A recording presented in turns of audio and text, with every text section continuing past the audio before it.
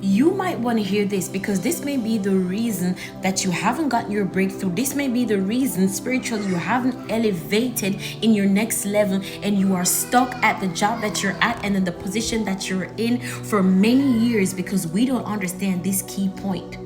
This is day how many days of me preparing my mind, body, and soul to leave my job.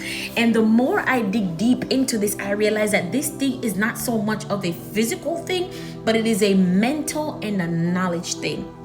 So I am going to drag you guys back to Exodus 1, where Joseph was king, and then a new king came into Egypt. But when that new king came, he said that they said that in verses Exodus 1 and 7, it says, and the children of Israel were fruitful and increased abundantly and multiplied and waxed exceeding mighty, and the land was filled with them. Right? So now there arose a new king that knew not Joseph, and he said unto his people, behold, the children of Israel are more mightier.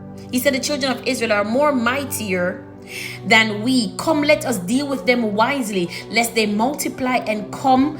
And it came to pass that when war comes on, and they will fight against them. So they decided that they're going to assign taskmasters over the children of Israel and to afflict them in their burden. But the scripture is saying that the more that they afflicted them, the more that they increased. They increased even though they were receiving affliction.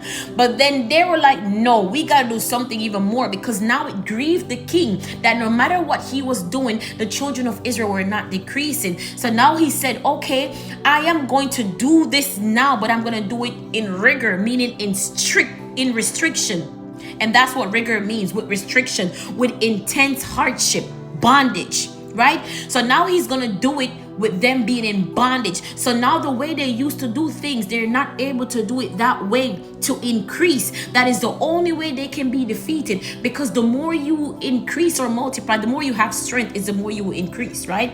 So now the king is saying that, hey, I am going to restrict the way they used to do things, where they would not increase.